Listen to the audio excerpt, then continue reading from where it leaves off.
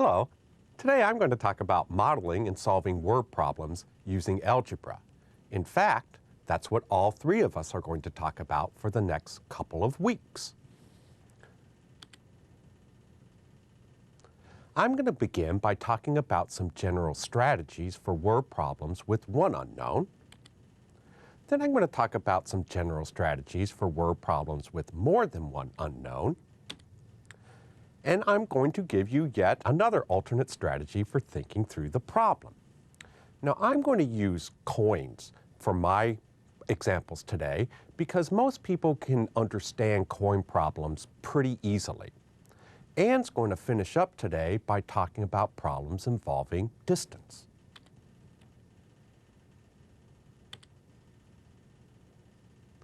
So let's talk about word problems with one unknown. Let's consider this problem. Simone has an unknown number of quarters. The total value of her quarters is $2.25. How many quarters does Simone have? Well, you probably could count this up in your head and figure out pretty quickly that Simone has 9 quarters. It takes 9 quarters to add up to $2.25.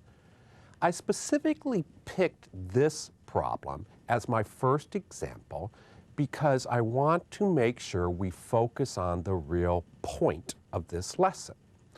If the real point of this example was simply to determine how many quarters Simone has, we'd be done with the problem, and we could write down our conclusion. Simone has 9 quarters, and that's great, but that's not really the point of this example. The point of this example is to discuss some skills and strategies that we can use to model and solve word problems using algebra. And I want to do a problem where we really understand the context and the solution. So what I want you to focus on is the problem-solving process rather than the problem per se.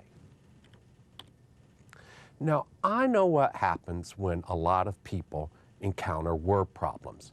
They get kind of freaked out. When you're using algebra to solve word problems, something that is really important that you keep in mind is that you want to keep a positive attitude. Even if your head starts aching, try and maintain that positive attitude. I've had a lot of students in the past who have come up to me and said, you know, I just can't solve word problems. Well, that's not a positive attitude. If you keep the attitude that I can't solve word problems, you're probably right. You're probably not going to be able to solve word problems. Let's keep a positive attitude and remember that I can solve word problems.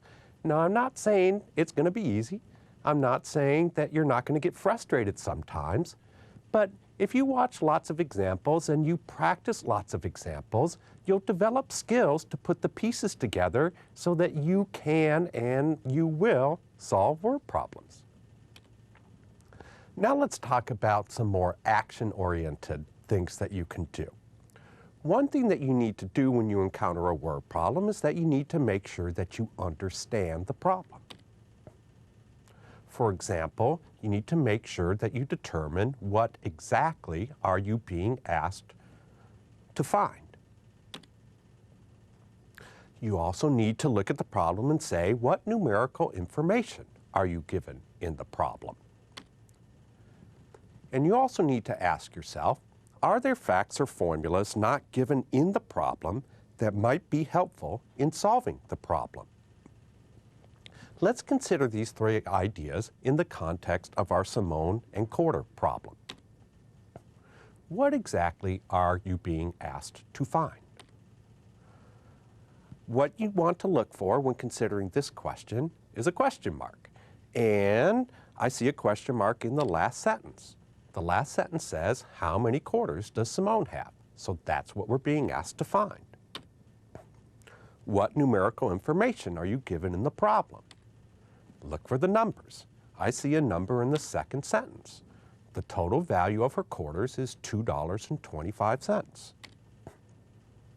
Are there facts or formulas not given in the problem that might be helpful in solving the problem? Well, in this example, there actually is, although it's so obvious it might elude you. And that's the fact that each quarter is worth $0.25. I guess that's why they call it a quarter. Now let's talk about some steps that we would show in our work when we were modeling and solving this problem. The first thing we need to do is we need to define the variable, and we need to make sure that our definition is explicit. This goes back to the first step in our understanding the problem. The variable is what we're trying to find. In this problem, we're trying to determine the number of quarters that Simone has. So we want to define our variable to be the number of quarters that Simone has. So let's let Q represent the number of quarters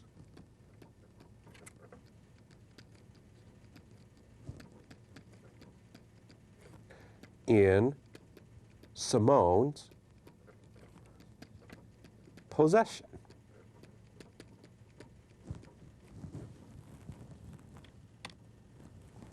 Our next step is that we are going to find an equation relating the variable to the relevant numbers given in the problem. The number we were given in this problem is 2.25. The total value of Simone's quarters is $2.25. So we need to come up with an equation that relates Q and 2.25. And the key here is that if we have Q quarters and we want to know the net value of our quarter collection, we need to multiply by the fact that each quarter is worth $0.25. In other words, I need to multiply Q by 0.25, and that net result needs to be 2.25. Once we have an equation, we need to solve our equation. Before I said about solving this equation, I'm going to consider the fact that 0.25 is equivalent to the fraction Q over 4.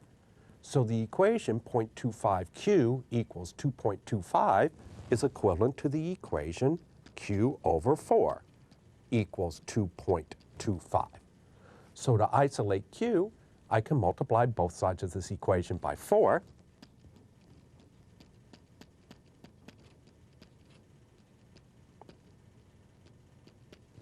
And when I do that, I'm left on the left with my isolated Q. And on the right, let's see, 4 times 2 is 8, and 4 times 0.25 is 1. 8 and 1 is 9. Once I come up with a proposed solution, which in this case is 9 quarters, I need to make sure that my solution makes sense in the context of the problem. If I just go back and check my equation, I might have a correct solution to the equation, but not a correct solution to the problem because I might have made a little flub when coming up with my equation. So I need to make sure my solution makes sense in the context of the problem.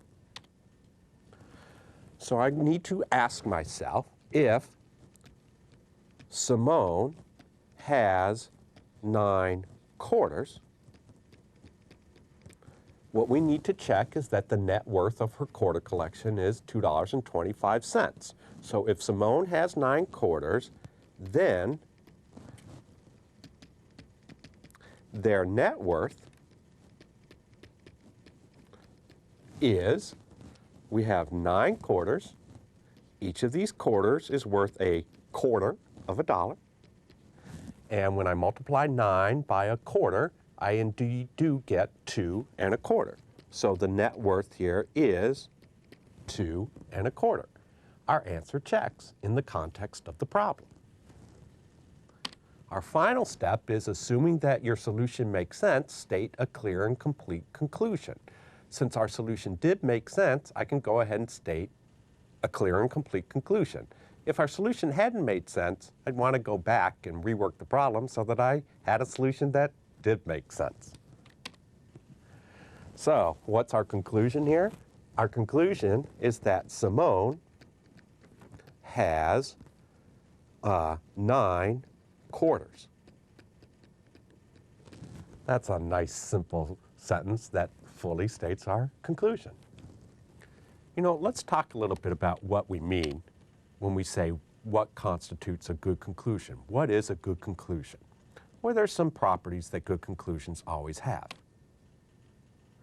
One is that your conclusion should always be written using a complete sentence.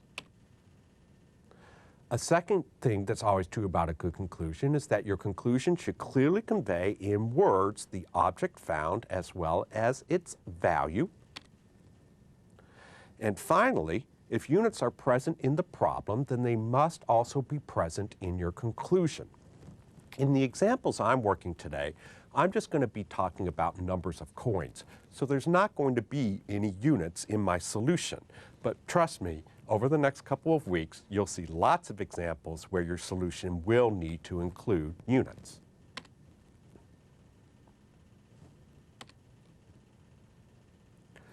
All right, let's see an example of a word problem with more than one unknown. Let's suppose that Tariq has a collection of dimes and nickels. Let's suppose further that there are 13 coins in the collection and the collection is worth 95 cents. How many of each type of coin does Tariq have? This is another example of a problem that we might be able to figure out in our head, or at least figure out with a little bit of scratch work. Since there's only 13 coins total, and there's only dimes and nickels in the collection, there's only so many possibilities for the way these 13 coins are distributed over dimes and nickels.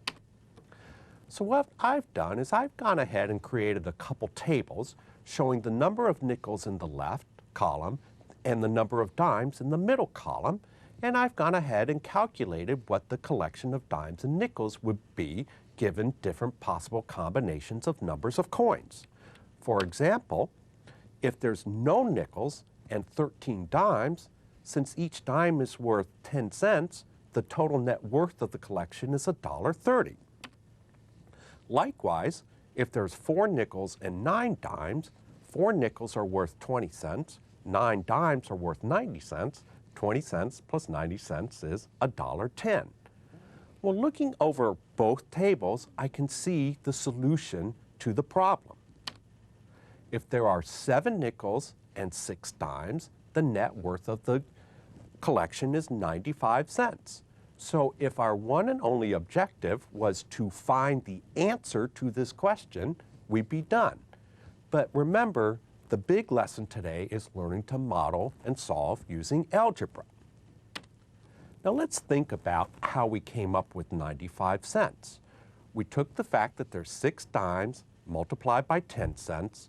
We took the fact that there's 7 nickels multiplied by 5 cents. We added those two sums together, and we ended up with 95 cents. This gives us a verbal model for solving the problem.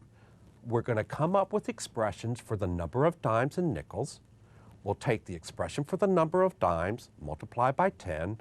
We'll take the expression for the number of nickels, multiply by 5, and we'll add those two results up. That needs to be 95 cents. Now, before I actually put pen to board, what I'm going to do is I'm going to consider the 3 steps that I stated earlier. What exactly are we being asked to find? Look for a question mark. How many of each type of coin does Tariq have in his collection? Well, we need a little more information. What types of coins are there? There's dimes and nickels. So we're trying to find the number of dimes and the number of nickels. What numerical information are you given in the problem? Well, we're given 2 pieces of numerical information. There are a total of 13 coins in the collection, and the collection is worth 95 cents. Are there facts or formulas not given in the problem that might be helpful in solving the problem? Well, once again, the answer is yes, although it's so obvious you might not be recognizing it. It's the fact that each dime is worth 10 cents and each nickel is worth 5 cents. All right, what do we put on our paper? The first thing we need to do is define the variable to be one of your unknowns and make sure that your definition is explicit. Well, we have an unknown number of dimes, we have an unknown number of nickels. Let's just pick one of those quantities. I picked the dimes. So what I'm going to do is I'm going to let D represent the number of dimes in Tariq's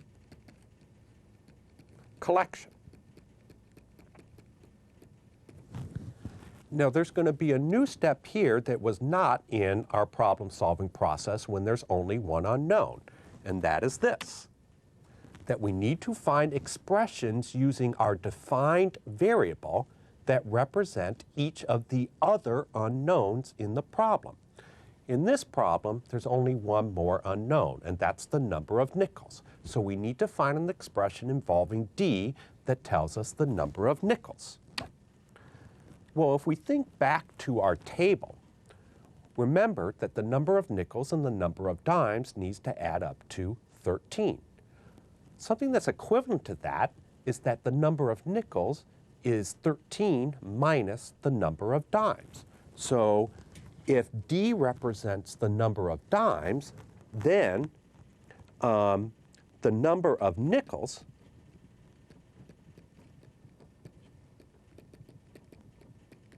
in Tariq's collection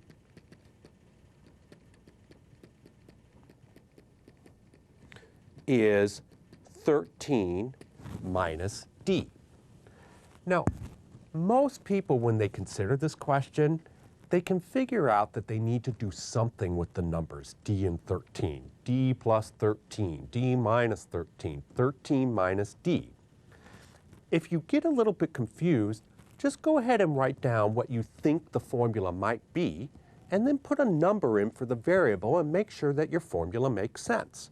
For example, if Tariq had 10 dimes, according to our formula, the number of nickels would be 13 minus 10, which is 3. And 3 and 10 add up to 13. So it does seem like this formula makes sense. Now we need to find the equation relating the expressions assigned to our unknowns. Before I write down the formula, let's remind ourselves about the number that we haven't used in our problem yet. The number that we haven't used in our problem yet was the fact that the net worth of the collection is 95 cents. So what we need to do is take the number of dimes, which is D, multiply that by 10 cents per dime. We need to add to that the number of nickels, which is 13 minus D, multiplied by 5 cents per nickel, and that needs to add up to 95 cents. Now, once I've written down my equation, of course, I need to solve my equation. Distributing on the left, I get 10D plus 65 minus 5D, and that all equals 95. Combining like terms on the left, I have 5D plus 65 equals 95. Isolating my variable term by subtracting 65 from both sides of the equal sign, I have 5D equals 30, and completely isolating D by dividing both sides of the equation by 5, I have D equals 6. So it appears that the solution is that there's 6 dimes in Tariq's collection. So now I need to calculate the proposed value for both of my unknowns and make sure that the solution makes sense in the context of the problem. So if Tariq has 6 dimes, and since he's got 13 coins total, if Tariq has 6 dimes and 7 nickels, then their net worth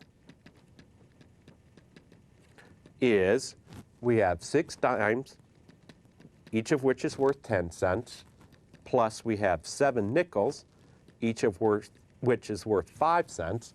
6 times 10 plus 7 times 5 is 95. Their net worth is 95 cents. Our solution checks. Since our solution checks, we can go ahead and state a complete solution. And our complete solution is that Tariq has 6 dimes and 7 nickels in his collection.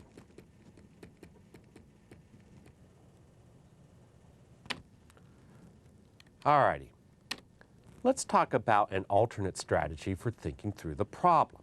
Let's suppose that Anita owns a laundromat, and at the end of one shift, she notes that a particular dryer has collected a total of $7.85. There were nothing but dimes, quarters, and nickels in the coin box. Specifically, there were 12 more dimes than quarters and 3 fewer nickels than quarters. How many of each type of coin were there in the dryer's coin box? Well, remember our understand the problem steps. What exactly are you being asked to find? What numerical information are you given in the problem? Are there facts or formulas not given in the problem that might be helpful in solving the problem? Well, there's another really important understand the problem step, and that's that, have you solved a similar problem before? And the answer is yes, we certainly have. We just did a problem where we had an unknown number of dimes and nickels, and we knew their net worth. And the way that we solved the problem was we came up with expressions for the number of dimes and the number of nickels, multiplied each of these by their value, added them up, and came up with our net worth. We're going to employ a similar strategy here. In this problem, the net worth of the collection is $7.85, and there's 3 different types of coins, dimes, quarters, and nickels. So what I'm going to do here, this is my new strategy, is I'm going to organize my thoughts in a table. In my first column, I'm going to indicate the different types of coins we have. We have quarters, dimes, and nickels. Now, thinking ahead to how I solved Tariq's dime and nickel problem, I took the coin value, I multiplied by an expression for each of the number of coins, and that gave me the total value of that number of coins. So I'm going to put that the coin value for a quarter is a quarter of a dollar, the coin value for a dime is a tenth of a dollar, and the coin value for a nickel is 5/100ths of a dollar.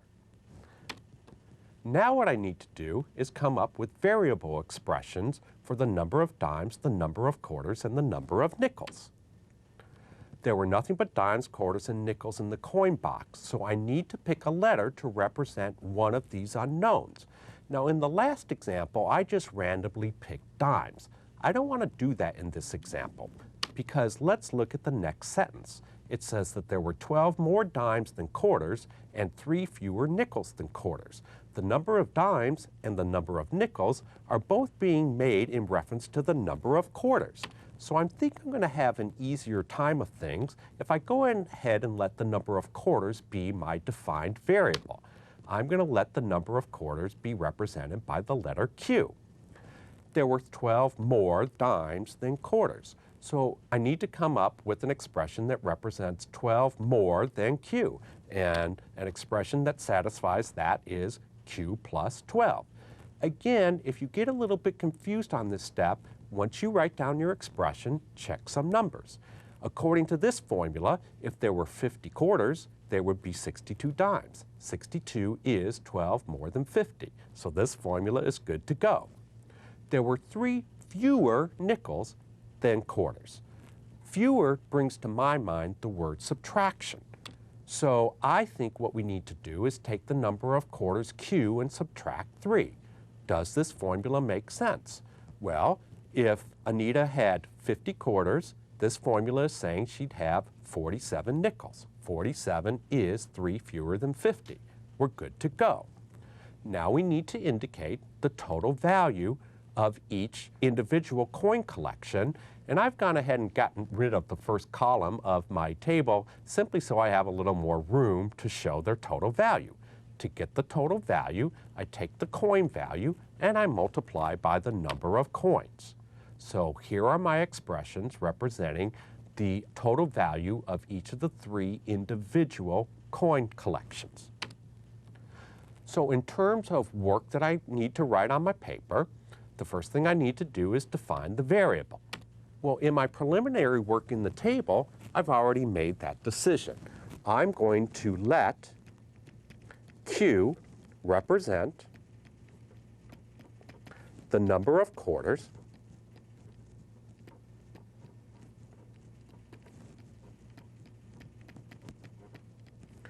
in the coin box.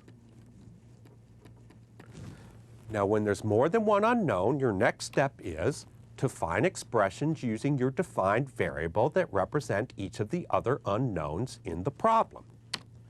Again, because of my preliminary work in the table, I've already done this step. I just need to write down the results. The number of dimes in the coin box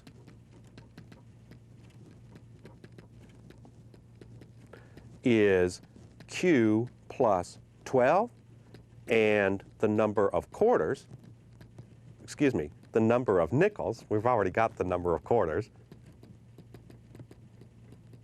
in the coin box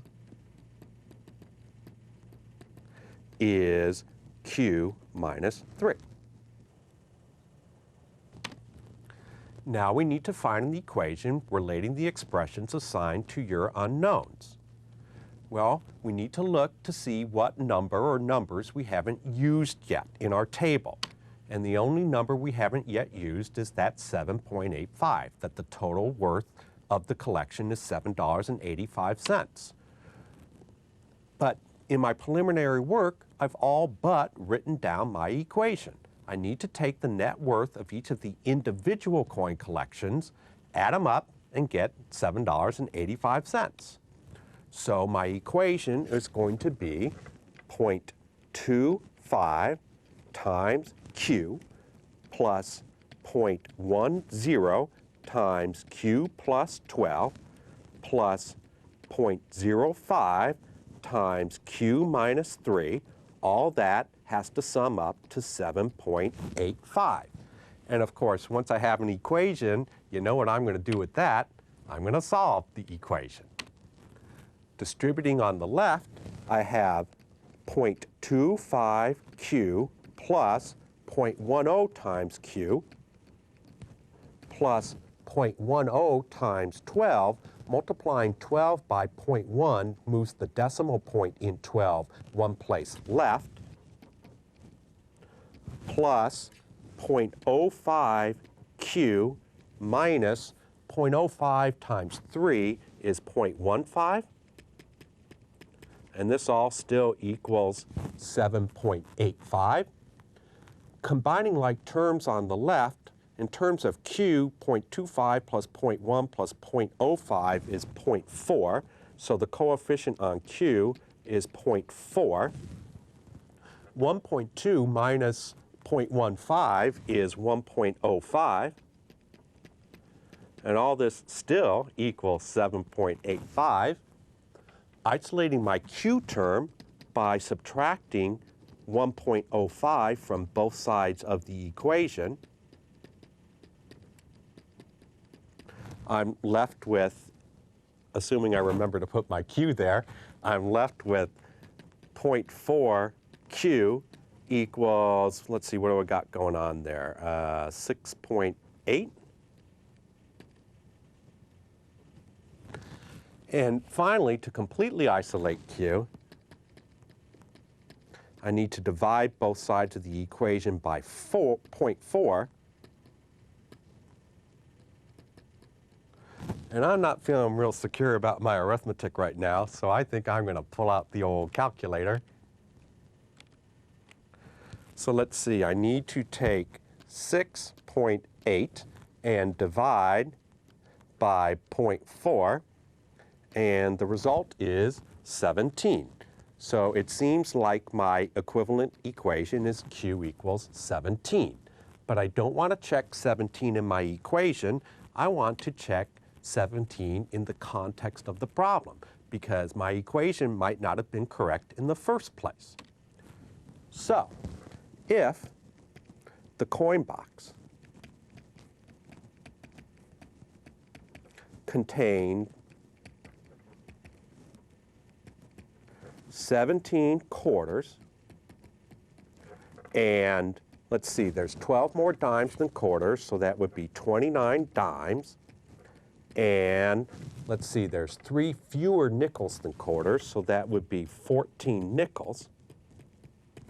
The net worth of the coins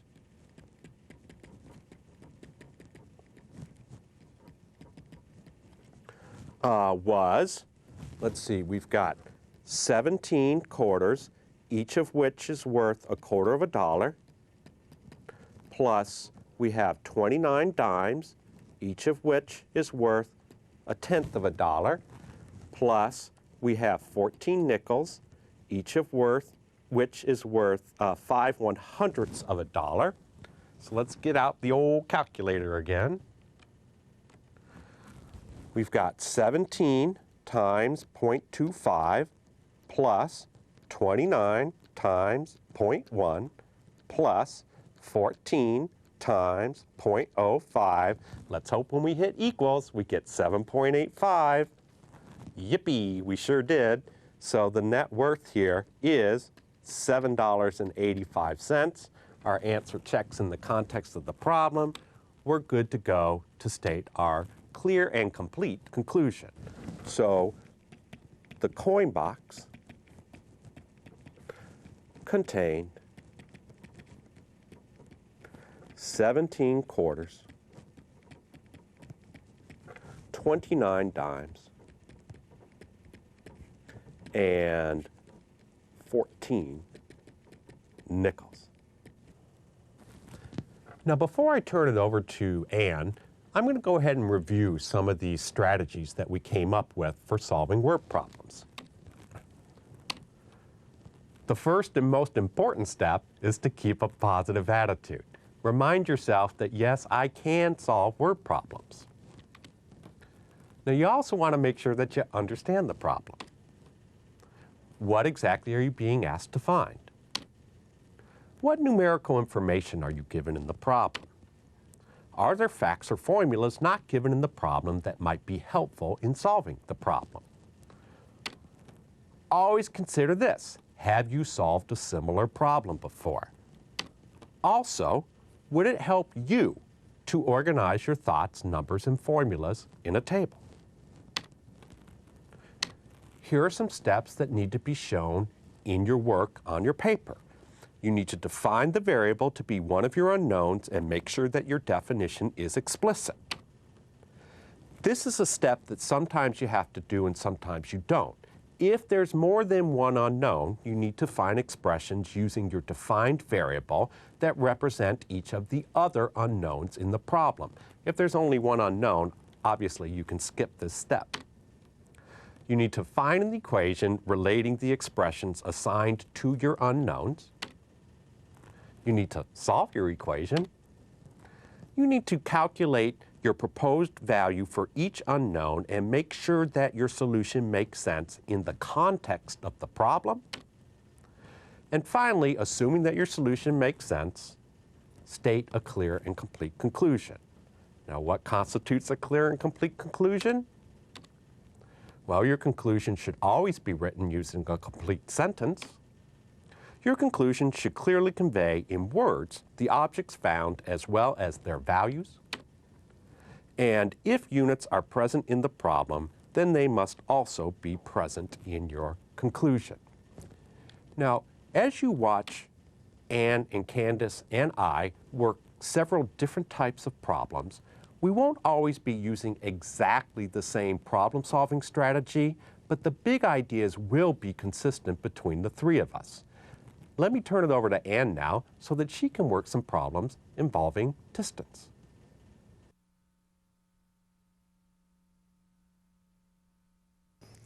In this part of the lesson, we're going to continue with some more problem solving. We're going to talk about problems that involve distance, speed, and time. So we're going to start by looking at the relationship between distance, speed, and time, and then we'll work through a couple of examples. So let's look at a problem that allows us to explore this relationship. On a good day, Anton can run at a constant speed of 8 miles per hour for 1/2 hour.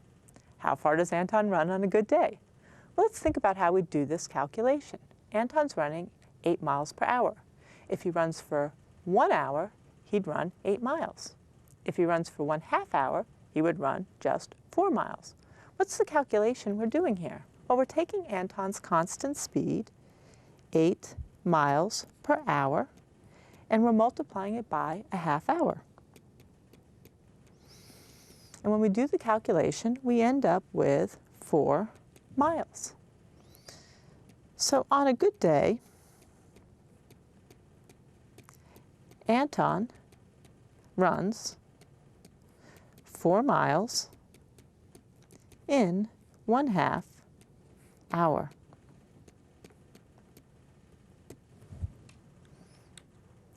So if we let D represent distance traveled, R represent a constant speed, and T represent time, we can calculate the total distance traveled using this formula, that D equals R times T, or distance equals speed times time.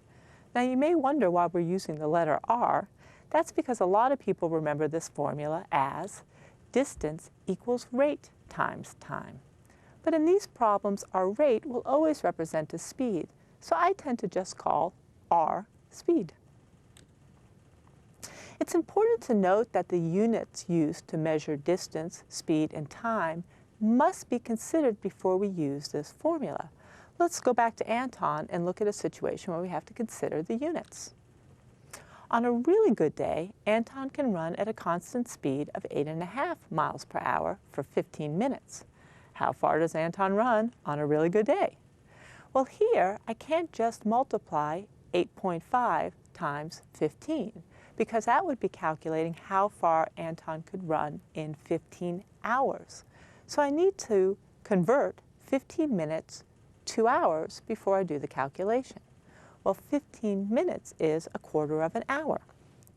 So if I take 8.5 miles per hour and multiply it by 1/4 of an hour, that will tell me how far Anton runs. So I'm going to pull out a calculator to do this computation. So 8.5 times 0.25 is 2.125.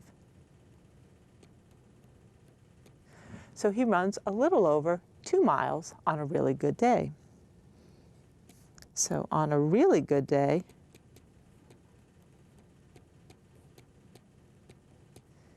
Anton can run 2.125 miles in 15 minutes.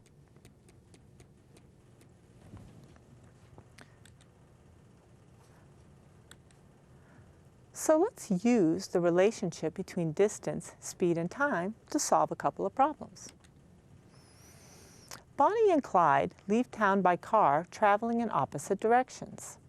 Clyde's average speed exceeds Bonnie's average speed by 5 miles per hour. After 5 hours, Bonnie and Clyde are 600 miles apart. What are their average speeds? So let's review the problem-solving steps that we can use to help us solve this problem. First thing we want to do is understand the problem. This is a crucial step that allows us to put together all the bits we're going to need to write an equation.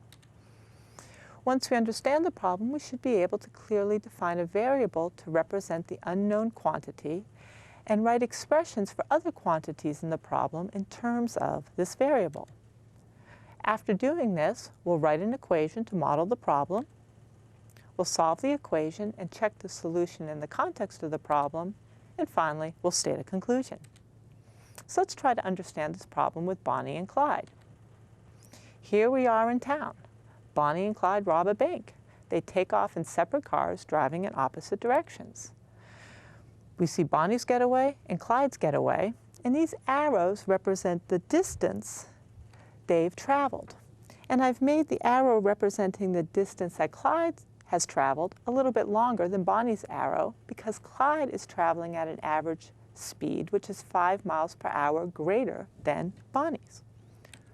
We're also told that after 5 hours, Bonnie and Clyde are 600 miles apart. Looking at this picture that we've drawn, we can see that if we add up the distance that Bonnie has traveled and the distance that Clyde has traveled, that should equal 600 miles. So we can use the formula distance equals speed times time to solve the problem. What do we know about D? Well, we know that if we take the distance that Bonnie travels in 5 hours and add it to the distance that Clyde travels in 5 hours, that should equal 600 miles. What do we know about speed, r? Well, we're told that Clyde is traveling 5 miles per hour faster than Bonnie. So if we can figure out Bonnie's speed, we can just add 5 miles per hour and figure out how fast Clyde was going. What do we know about time? Well, we're interested in what happened after 5 hours. So now that we've thought about the problem a little bit, let's define a variable that represents the unknown. And here, the unknown I'm going to determine is how fast Bonnie is traveling. So I'm going to let r represent Bonnie's average speed.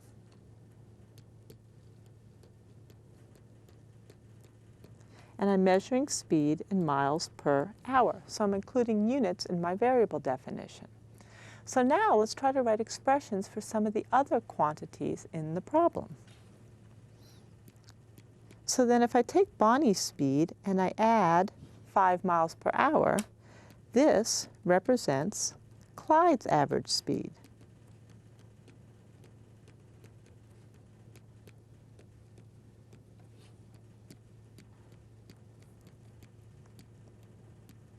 Now let's think about the distance Bonnie has traveled. If I take Bonnie's speed and multiply it by the time she was on the road, that will be the distance she's traveled. So the expression 5, the time on the road, times Bonnie's speed, r, represents the distance Bonnie travels in 5 hours, and this distance is in miles. And if I take Clyde's speed and multiply that by 5, this represents the distance Clyde travels in 5 hours. And we're also measuring that distance in miles. So now I have expressions for everything I'm going to need to relate in my problem. So I want to write an equation to model the problem and solve the equation. So the distance that Bonnie has traveled is represented by the expression 5r. The distance that Clyde has traveled is represented by the expression 5 times r plus 5. And now, if I add these two distances, that should equal the 600 miles covered in 5 hours. So now let's solve the equation. So I'm going to use the distributive property. On the left, now I can combine like terms. To isolate 10r, I'll subtract 25 from both sides of the equation.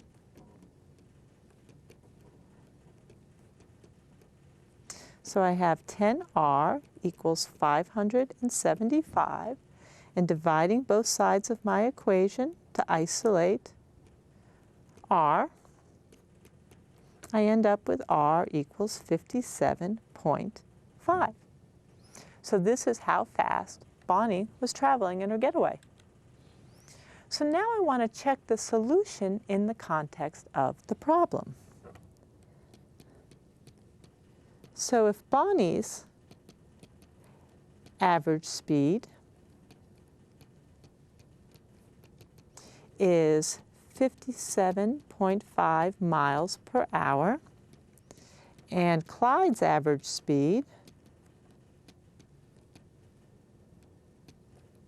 now let's think about this. We were told that Clyde is going 5 miles per hour faster, so that is 62.5 miles per hour. Then, after 5 hours, the distance between them,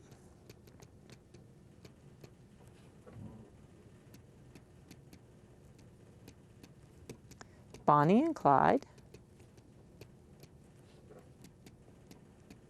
is, and let me do the calculation. If I take 57.5 miles per hour, multiply it by 5 hours, that's Bonnie's distance, plus 62.5 miles per hour. I left off the units there. Let me fix that. So this is hours plus 62.5 miles per hour times 5 hours. When I do this calculation, I hope I'm going to get 600 miles.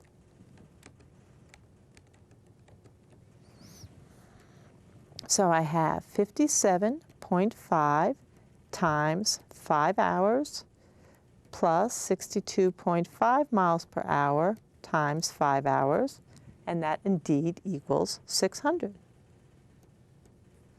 600 miles. So my solution checks in the context of the problem. So now I can state a conclusion. We were asked to find the average speed of both Bonnie and Clyde. So Bonnie's average speed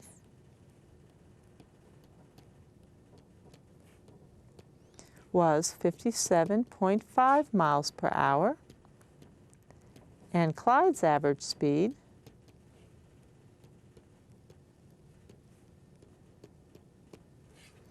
was 62.5 miles per hour. So we just got through one problem. Let's look at another problem. Anton heads out on the Wildwood Trail running at a constant speed of 7 miles per hour. 30 minutes later, Anton's friend Mobutu starts his run on the Wildwood Trail, leaving from the same trailhead as Anton. Mobutu runs at a constant speed of 8.5 miles per hour. Mobutu's running faster, so eventually he's going to overtake Anton, and we want to know how long this is going to take. So here's a way for us to kind of visualize what's happening out there on the Wildwood Trail. Anton starts off, Mobutu starts off a bit later, and we can see that Mobutu just went flying right by Anton. Let's look at that again. We can see that there's some point on the trail where both Anton and Mobutu have run the same distance. So looking at this one more time, we can see that there's a place where Mobutu has run exactly the same distance as Anton. So the starting point is the same, and eventually Mobutu is even with Anton. Although he overtakes him, there is one point on the trail where they will have run the same distance. We want to know how long it's going to take to get to this point. So using the formula distance equals speed times time, we can solve this problem. So what do we know about d, the distance? Well, in this case, we know at the point of time when Mobutu overtakes Anton, their distances will be equal. What do we know about the speeds, r? Well, we know that Anton's running 7 miles per hour and Mobutu's running 8.5 miles per hour. What do we know about time? This is where we have to think a little bit. Anton starts running, and 30 minutes later, Mobutu starts. So the question is asking, how long does it take Mobutu to overtake Anton? So if we figure out how long Mobutu's been on the trail, then the time that Anton's been on the trail is a half an hour longer. So now let's look at our picture again. What I want to do is come up with a model for calculating Anton's distance and Mobutu's distance, because these two distances will be equal. So how will I calculate the distance that Mobutu has run on the trail? Well, I'm going to take his speed, which is 8.5 miles per hour, and I'm going to multiply it by the amount of time Mobutu has been on the trail.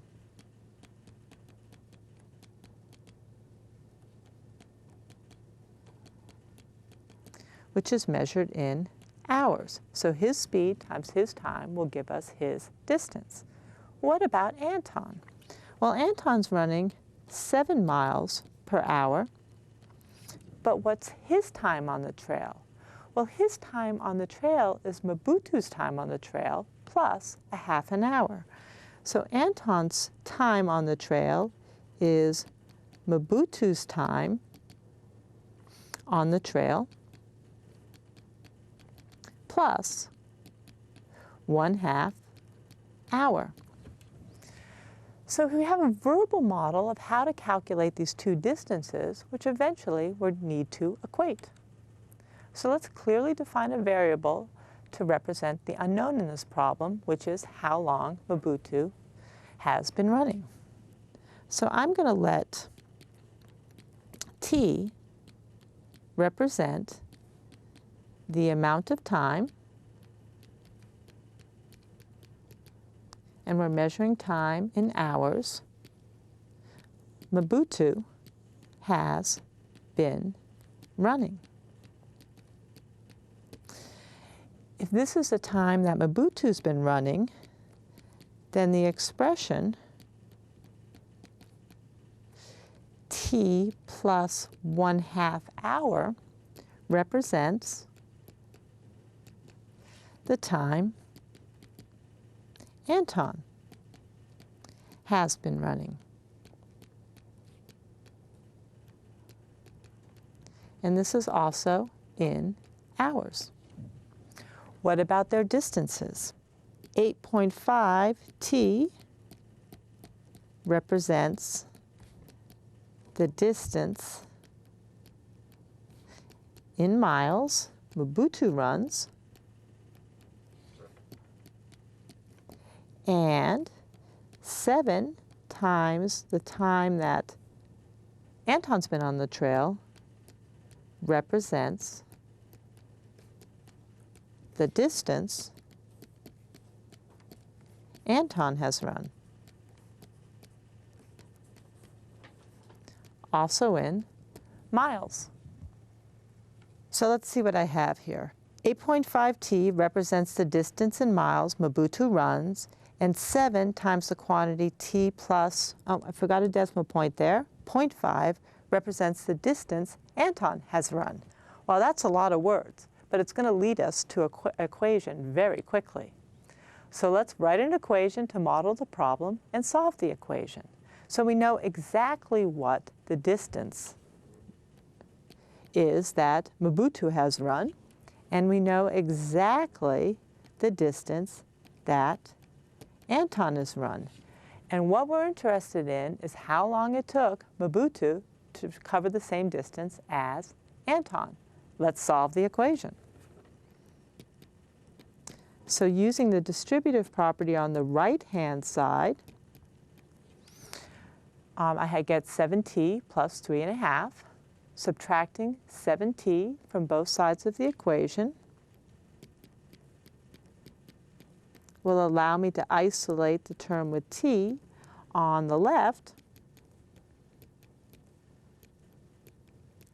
So I have 1.5t equals 3.5. And solving for t, let me pull out my calculator and see what I get there. 3.5 divided by 1.5 is 2 1/3.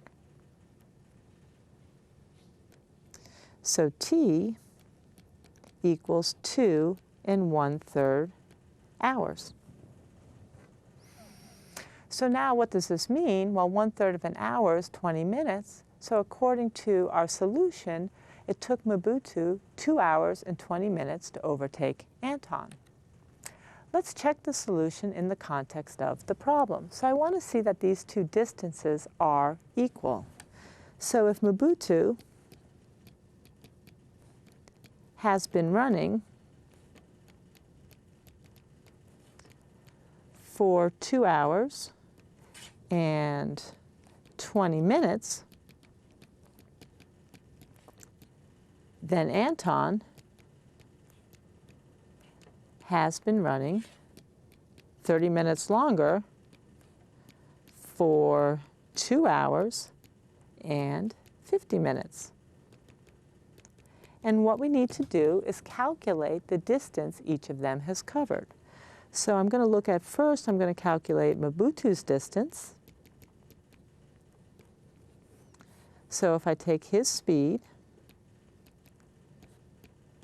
and multiply it by 2 1/3 hours, so that's going to be 2 1/3 hours. Let's see what I get. I'm going to pull out my calculator here because this will be a good opportunity to talk about working with mixed numbers on a calculator. So when I do this calculation, I need to remember that 2 1/3 is literally 2 plus 1/3. So I'm going to multiply 8.5 miles per hour times, and I'm going to put this in parentheses, 2 plus 1 divided by 3, that's 1/3, and that equals about 19.8 miles. So I need to pull out my eraser and change this to an approximately equal to. We got about 19.8 miles. Let me calculate the distance that Anton has covered on the trail. So I'm going to take his speed and multiply it by 2 hours and 50 minutes. Well, 50 minutes is 5/6 of an hour, so 2 5/6 of an hour. So I have 7 miles per hour times, in parentheses, 2 plus 5/6. It's the same distance that Mobutu covered. So this is also about 19.8 miles. So my solution makes sense in the context of the problem. So let me state my conclusion. It takes Mobutu 2 hours and 20 minutes to overtake his friend Anton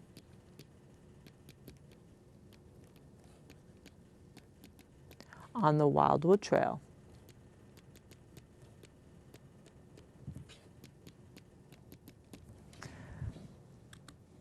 So that ends this part of the lesson on problem solving with distance, speed, and time. For the next week in lessons 11 and 12, we're going to spend more time looking at different types of application problems.